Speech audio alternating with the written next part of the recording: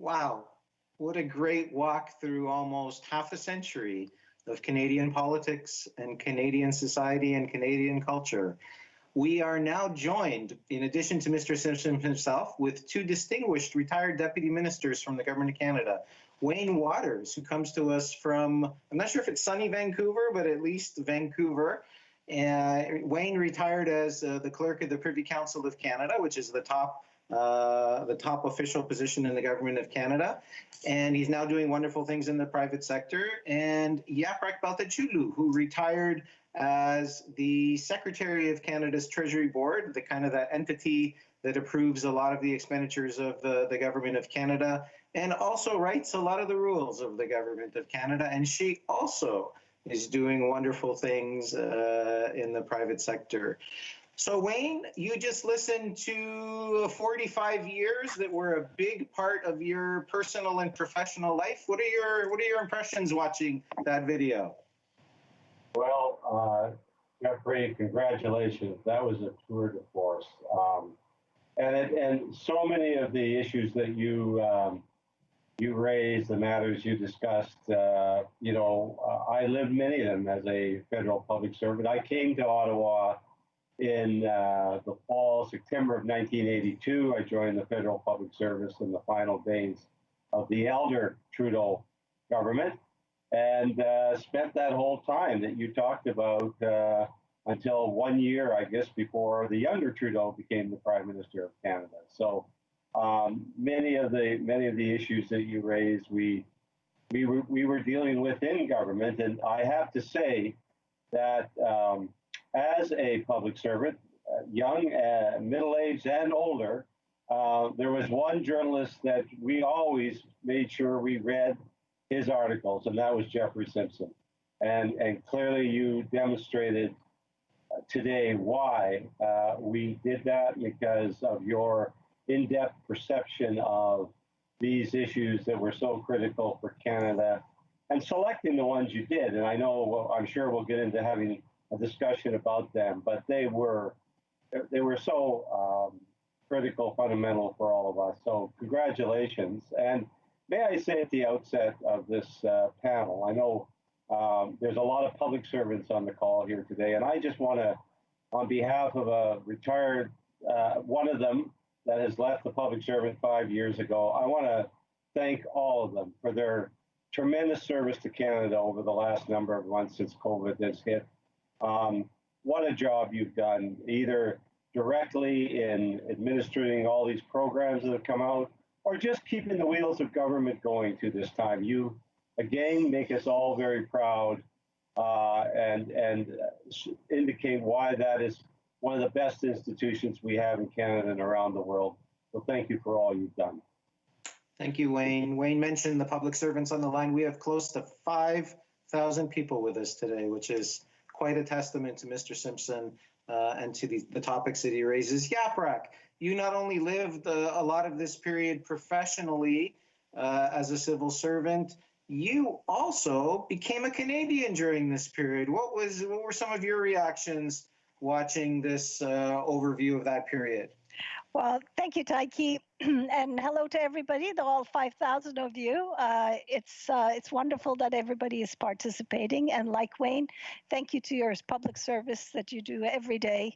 And I'm no longer a public servant, but I'm still a very proud former public servant. And Jeffrey, that was an amazing lecture. So I'm going to put it as part of my syllabus for my leadership students coming up in January. It's going to be mandatory watching. That was wonderful. But listening to you, I realized that I can relate to 40 years of that history, because 40 years ago, I came to Canada from Turkey, and my first prime minister was Pierre Elliott Trudeau. And I was one of those, I was meant to be a geeky person, I think. I was one of those people who actually wrote into the government to get the copy of the newly enacted Charter of Rights and Freedoms. I even had a poster on my wall of the fundamental freedoms under the Charter. And to this day, I hold the Charter very near and dear to my heart, because when I read it, I thought, wow, what an amazing country to be part of.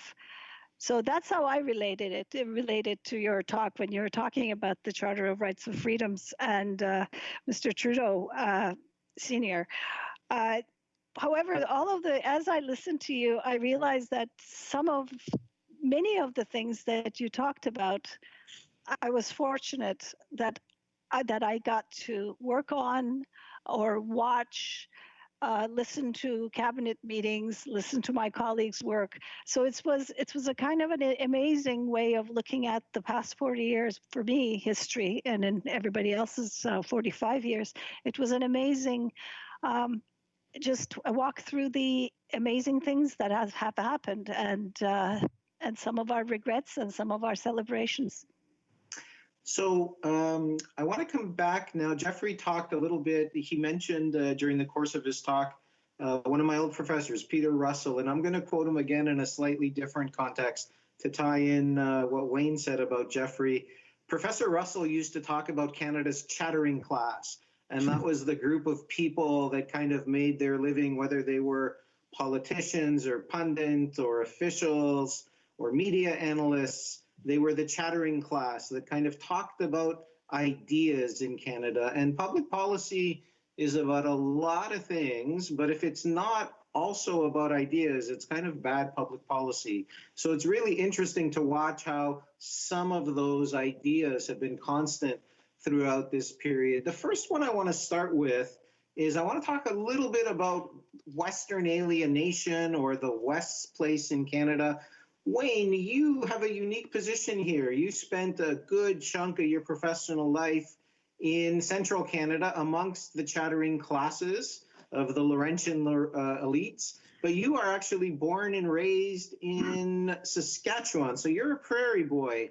So talk to us a little bit about how you've seen the West and Western issues ebb and flow during this period. Well, I think Jeffrey's comments on Western alienation, he went back to the issuing by the first Trudeau government of the national energy program, and that was a major symbol of, I think, what Western alienation was all about. I was a young public servant working in the energy department of the government of Saskatchewan when the National Energy Program was issued in October of 1980. I was working on oil and gas matters. And it was, Saskatchewan had about 10% of oil and gas production, so we had a small stake in this. And so I was quite aware of the issues of the day. And while I was not had the same level of sheer anger and visceral dislike as my colleagues in the energy department in Alberta, who I got to know, and some of them are still friends to this day, I must say that I was, how would I say it? I was dismayed. I was surprised that our national government would come forward with such a program as the NEP, which really was a tax grab on oil and gas production, and the revenues were used to pay for the importation of oil into central and eastern Canada. So I was, as a young public servant, I was actually hurt by this, to see that government could do so without any warning, without any consultation, any collaboration whatsoever. It was that sense of betrayal that I think Jeffrey alluded to, that a government was prepared to victimize the West for the benefits of central Canada. And I think while the NEP, again, as Jeffrey outlined, was the folk legend, I think we have to look at this in a much more historical perspective. It goes much further back than the NEP. In fact, I think it probably goes back to when Saskatchewan and Alberta joined Confederation in 1905. And as a kid growing up in Saskatchewan, I experienced this, I saw this, I saw it myself, and I saw it in the stories of my parents and my grandparents about, what their place in Canada. For example, my grandfather in the 1930s, where many people who came to settle in the West left because they were starving to death, or so were my family, my parents and grandparents. Et mes parents, mes grands-parents n'avaient pas grand-chose, hein. Et mon grand-père avait décidé de vendre une de ses vaches. Il l'a portée au train, il l'a envoyée à Toronto, et il l'a vendue à un gars de Toronto. Et lorsqu'il a reçu le chèque, ça ne payait même pas le transport de la vache de la Saskatchewan à Toronto. Il a dit, ben voilà, hein, voilà, c'est ce qu'il nous donne dans l'Est. Et dans les années 30, il s'était même joint à un parti qui avait pour programme la sécession. Non, mon grand-père, lui, s'est joint à plus d'un parti politique dans sa vie, je dois le dire. Mais quand même, ça remonte à très loin, cette histoire d'aliénation. Et maintenant, en 2020, on voit que ce ressentiment devant Trudeau le jeune, dans l'Ouest et en Alberta, ça atteint un nouveau sommet. Et sous Trudeau l'Ancien, c'était le pétrole et le gaz, et ça revient à ça maintenant. Et il y a quelques facteurs qui se manifestent aussi dans ce ressentiment de l'Ouest, surtout de l'Alberta. C'est toujours autour du gaz, du pétrole, et on l'a vu dans le premier mandat de ce gouvernement-ci. Le gouvernement a fait ce qu'il devait faire. Il a mis de l'avant un plan d'action très ambitieux pour contrer le changement climatique, mais c'est politique. Sont mal vus dans l'Ouest. Et pour eux, c'est un peu que c'est binaire. Vous avez le développement gazier pétrolier ou vous avez un plan d'action climatique. Il ne peut pas avoir les deux. Et il ne faut pas avoir un secteur prospère et résoudre les problèmes du changement climatique. Et ça, c'est ce qu'on pense. I think the other key point is when COVID hit and the significant impact in the oil and gas sector, I think there's a feeling by Albertans that the federal government hasn't been there to help them through that particular difficulty. So, you know, and I think we need to worry about this. It is a serious set of issues. And when influential people in Alberta, people I know, say we can't take it anymore, I think that's something that we all need to worry about, governments and citizens, because we can't take this country for granted, no one region. So, Jeffrey, I want to bring you back in on this topic, but I want to elevate the topic a little bit because Western alienation or Western discontent, in some ways, it's something that public servants always have to deal with, but they have to deal with it through the rubric of regionalism, because Western alienation is kind of a particular form of regionalism.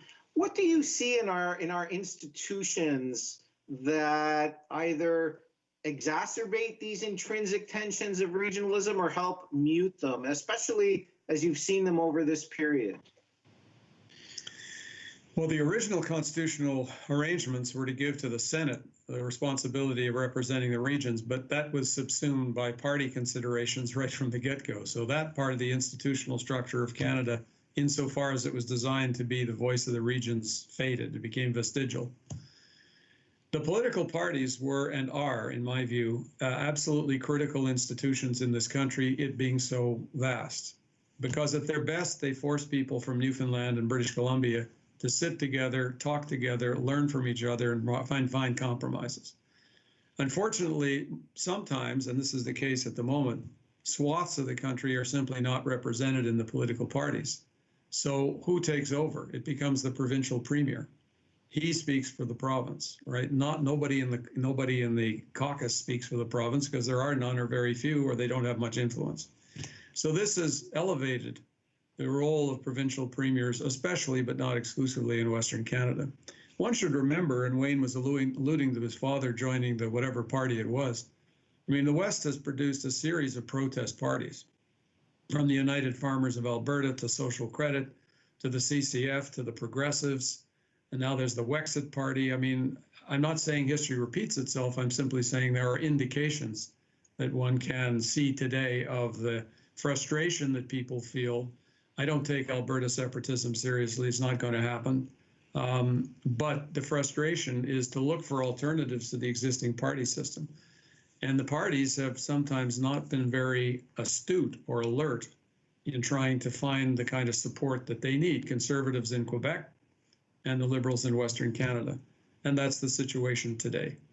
And as I said a minute ago, although this is an unpopular thing to say, to some extent, I think that the public service is a reflection of this, because if you, and I understand this and I learned French as best I could, I mean, I get the purpose of it, but the effect has been that if you're a unilingual Anglophone who grows up in Saskatchewan or Alberta, unless you've taken French immersion courses and done something like that, your chances of rising up in the public service, Wayne is an exception, pretty small. So in that sense, the public service is unrepresentative, which gives more emphasis to the provincial public services in Western Canada.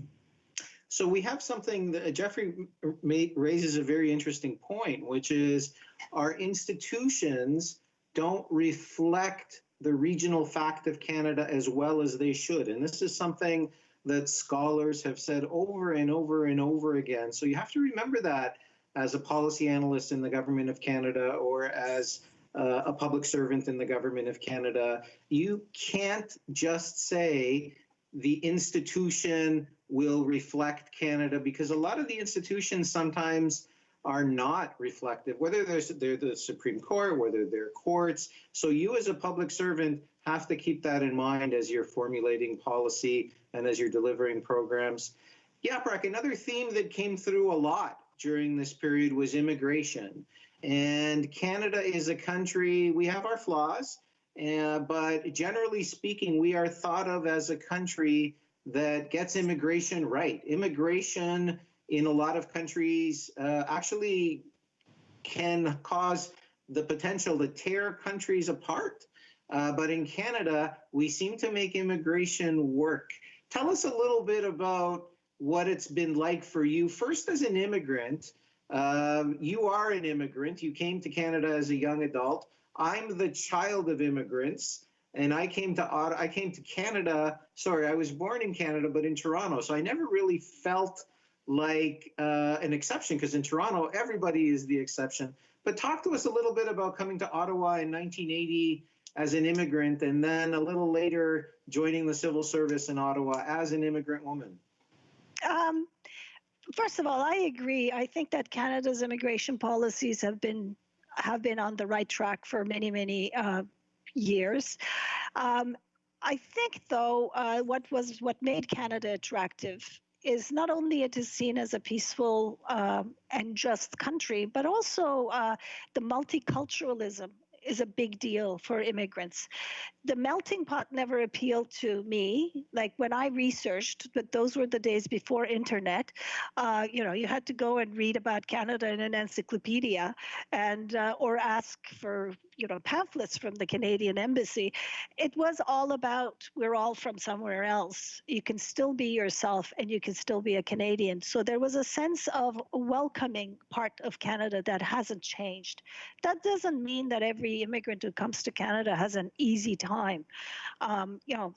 Racism is alive and well, discrimination is alive and well, but at the same time, compassion is alive and well, generosity alive and well, and true belief in bringing immigrants into the Canadian society is alive and well in Canada. I think that coming to Canada in August of 1980, first I was really impressed how hot it was. But I found that it's my own story. I'm not generalizing to every immigrant. My own story was that only thing I got from Canada was support. When I joined Department of Agriculture Policy Branch, I was probably not the only immigrant, but I was probably one of the only woman who was an immigrant, because we didn't have that many women at that time. And yes, did I have to conform? Probably. But was it hard to conform? No. And probably my only challenges in my whole life in Canada, I got after 9/11, when being Muslim, if I said I was Muslim, I used to, after 9/11, before that, they would say, oh, how interesting or something, or, like go into a debate. But after 9/11, I remember feeling like people were like worried about the fact that I was Muslim. I got that for a number of years, like odd comments from "you don't look Muslim" to listening and even in public service meetings that, oh well, we have to be really careful about Muslims, and I'm sitting at the table.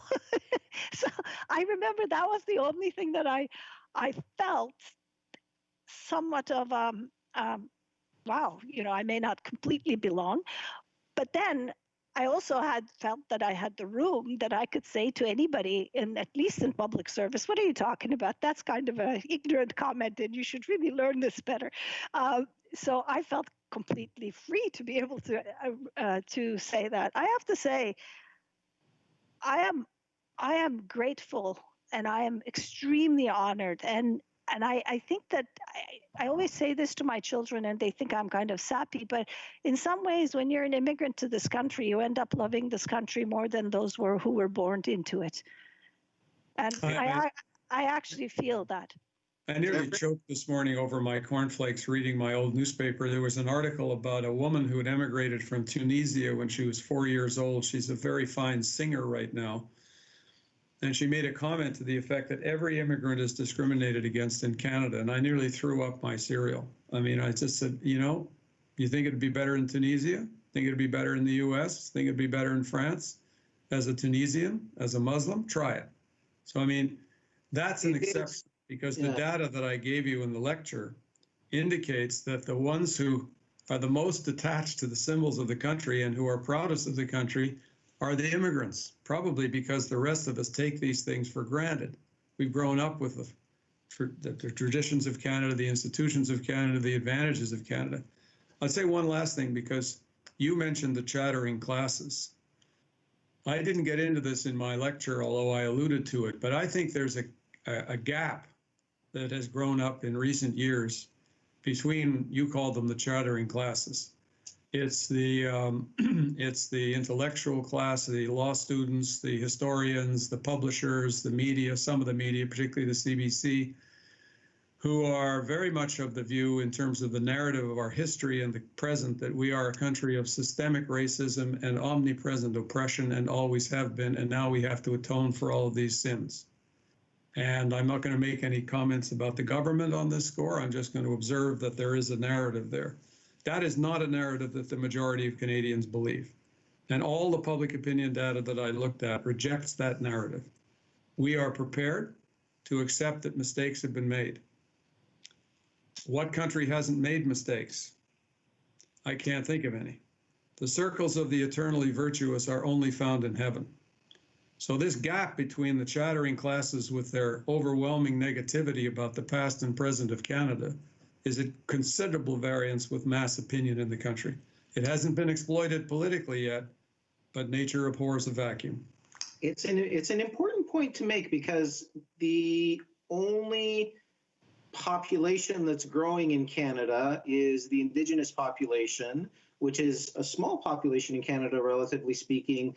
That is to say, if we don't get immigration right, we can't keep growing. In fact, we would be shrinking as a country. So immigration is one of the issues, I think, that will always be with us, not so much as an issue of immigration per se, but it goes back to kind of Trudeau the Senior, which is like, how do we all get together and how do we all get along? Because Trudeau the Senior used to always say that if Canada can't work, there's no hope for much of the rest of civilization. If Canada as an idea can't work, if we can't show the way, then the rest of kind of civilized society, according to Pierre Trudeau Senior, is a problem.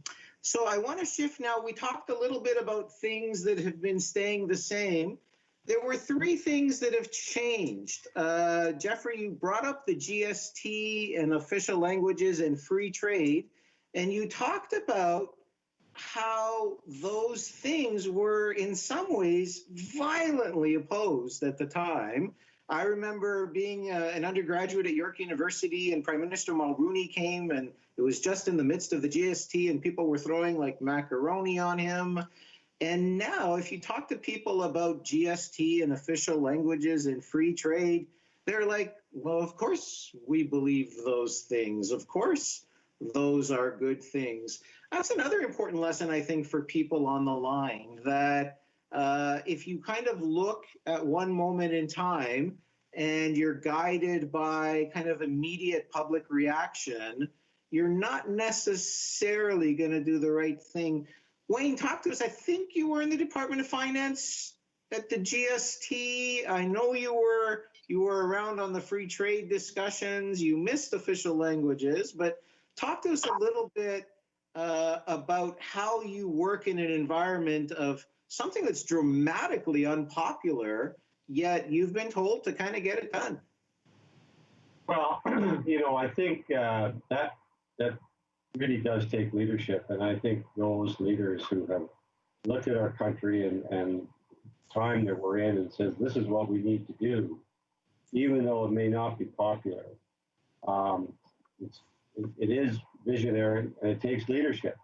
And I do worry sometimes that governments today, because of a whole bunch of events and social media and the like, we may not always see that type of visionary position and leadership to kind of go against the tide. And it's also difficult for public servants to advise, who are advising their ministers or the political leadership to advise something that may be going against the tide.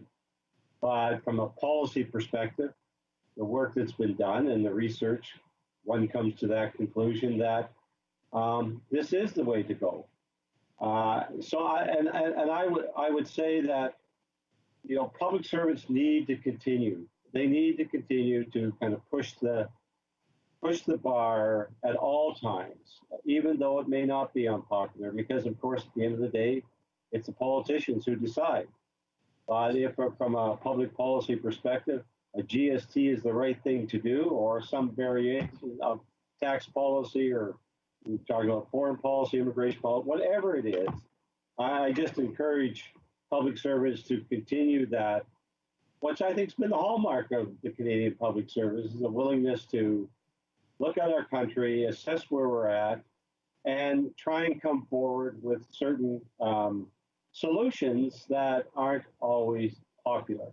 And yes, you may get turned down by your political leader, but it's that fearless advice, loyal implementation is, I think, the hallmark of the public service and needs to continue. We need to, and it may be even harder today because of sometimes the difficulty of our political process not necessarily always going to take these kind of measures on. But that should not deter all of us as public servants and what we do each and every day in advising our ministers and other political leaders. Now, Yaprak, you were known for a lot of things during your career, and this was one of them, kind of the speaking the unpopular truth, kind of marching forward and saying, we have to do the right thing here. It's not popular, but this is the right thing to do. Talk to us a little bit. Give some lessons to the people out there who one day will sit in your shoes as a deputy minister. Okay, so I'll start by saying that I agree with Wayne, but there's part of what you said, Wayne, that maybe it is harder for governments right now to do the right thing. I don't know. Like some things, the government's current actions on environment may not be popular across the country, but in 20, 30 years, when we look back, are we going to look back to say, thank God we were taking real action. Hopefully we're taking real action on environment. So hindsight is always much easier to say that kind of turned out okay. All I am saying that there's always room to do the right thing, and I wouldn't pass judgment that the new current governments won't be doing the right thing. I think in many cases they're trying to do the right thing. So in terms of just an anecdote. Last week we were doing a case competition at Monk School, and a lot of our students were supposed to be presenting to the clerk, imaginary clerk, about a difficult issue. And most of their decks started with an assessment of where the public opinion was. You know, Canadians think this or that. So one of the judges basically challenged the students, saying, if it was nobody supported, but it was the right thing to do, would you recommend it? And they all kind of said, oh, you know, the facts that they had put forward was kind of more or less Canadian supported. So it's sometimes, I think what Jeffrey said is political courage is the hallmark of leadership. I agree with that. But that applies to public service as well. You shouldn't recommend things because it's popular with the government or your minister or your deputy or whatever. You should recommend things because based on all the hard work that you have done, that is the right thing to do. And that doesn't mean being politically tone deaf. That doesn't mean you have to be tone deaf to realities of the country. Those are things to manage, but those are not the things that shapes what the right thing to do would be. Like if governments have gone by what is popular and not popular, we would have had same-sex marriage just left to the hands of the Supreme Court if the governments hadn't decided that they were actually going to do something about it. Of course, the court decision was coming very shortly, but still, there was leadership there. And it was a very big social change. And I'm honored that I got to work actually on that particular file. But there's always room to advise. And this courage bit is not some hypothetical thing. You have to always put yourself or your self-interest or your views and values back. And you have to kind of focus on the institution you're working for and the purpose of what you're working on. So we've hit a half-hour mark, so we're going to start wrapping up. I'm going to ask, Wayne, you're talking to a pretty big public service audience. You've been former clerk of the Privy Council. You kind of hit the pinnacle of our little profession. You've watched Jeffrey's 45-year recap of Canada. Leave us with some parting words in terms of the next generation of public servants and the next generation of Canada. Well, I think Canada continues to be a country of opportunity. I mean, you look at the two of us here, the two former public servants on this panel. Yaprak being an immigrant coming to this country, not when my grandparents came, but more recently. And even, she came as a young adult and joined the public service. And the public service was a place of opportunity. And she grew in through the public service and became a senior deputy minister. For me, a kid growing up on a farm in Saskatchewan, my parents left school. My father left school, grade 7, grade 8. Education was the equalizer, but look at the opportunity that we both had, and I was able to also become a senior public servant and the clerk of the Privy Council. So, I think the public service still provides that opportunity for Canadians wherever they live. I think that the real challenge for the public service, as there always is, the public service must always transform itself. It did this from the day I started to when I end, and it'll continue. But that pace of transition is escalating, and the new technologies that are coming into play with artificial intelligence and all of these technologies.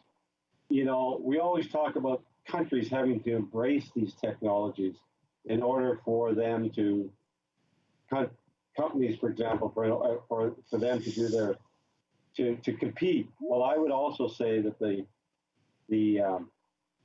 federal public service has to also begin to, and they are, but continue to embrace these new technologies. Because if you're to serve your political masters, you have to have the tools, and you have to be equipped to do so. So there are real challenges ahead, but I've always found the Public Service of Canada up for those transitions. They're very capable to do so. I think, you know, the world, I mean, we've come through a very difficult patch with our neighbor in the United States. Hopefully that will normalize itself to a certain extent. But I think the world is going to be very different, particularly the geopolitical dynamic now with China and the U.S. and where multilateralism and all of those institutions that we value maybe continue to be questioned, and we need to understand and determine, and the public service is going to be critical part of this, is what is Canada's place in the world as we move forward, particularly with this China-U.S. relationship that's taking on a whole different dynamic, I think. So it's going to be challenging times, but that's why we all join the public service, I think, because it's the best job in the country. Yaprak, public service in Canada going forward. Okay, three quick things. One is Canada is a wonderful country, and it's a country and still a country of opportunity. However, I don't think Canada can rest on its laurels and think that we're going to be as well off and as civilized, as wonderful as we are now. So there's no guaranteed future. So I think that a lot of ambition, a lot of energy, a lot of good ideas are needed so that we actually retain and hopefully get better in where our place in the world is. So in that context, as public servants, the only thing you have is your time that you're giving. Make sure you don't waste any. Make sure you use every minute, every hour, every day you work on things to do good, to make something better, to improve ideas or come up with good ideas, improve your organizations. And my last point is, don't ever be cynical. Like I have a huge allergy to people who are cynical. People, oh, well, you know, no department will change, or the minister will never accept that, or, well, you know, we tried and it'll never happen, or, God, I can't believe that this technology doesn't work. It's easy to complain. It's hard to do something. So be one of those people to say, I can make a difference. And I truly believe if more and more of public servants think about making things better, it is possible. It is possible to be adapting to new technologies and to more better workspaces, workplaces, more inclusive workspaces. This is all about getting better, but you can only get better if you're not one of those, oh, well, whatever. You are one of those people who say, I have a role. So you have a role, take that space and don't waste your time. Jeffrey, you had the first word and you also get the last. So, well, I haven't been in the public service, and the public service is probably delighted at that. So I only viewed from the outside. I would say for the country, there are many, many issues. Three, and I didn't really touch on any of them, but I will very briefly now. Number one is climate change. I think this is the most complicated public policy issue in my time, because in order for progress to be made, it has to be made internationally, which isn't easy. It has to be made continentally because of our integration with the United States, which has been impossible the last 4 years. The national government has an important role to play constitutionally and in negotiating international agreements. The provinces control natural resources. They're hugely important. And municipalities are important because they control things like garbage, planning, transit, and so on. And then there's the ordinary Canadian, who has to believe that he or she must make some changes. To get all 6 of those forces moving together is going to be a huge challenge for public policy. Secondly, I think the number one issue, and I touched on some of it, is the Indigenous question in the country. Because there is no country in the world that's attempting to do what we're trying to do, at least nominally, to create 635 self-governing nations within a country called Canada. That's not been tried anywhere else with any degree of success. The Americans have tried it to some extent, and it's been a huge failure.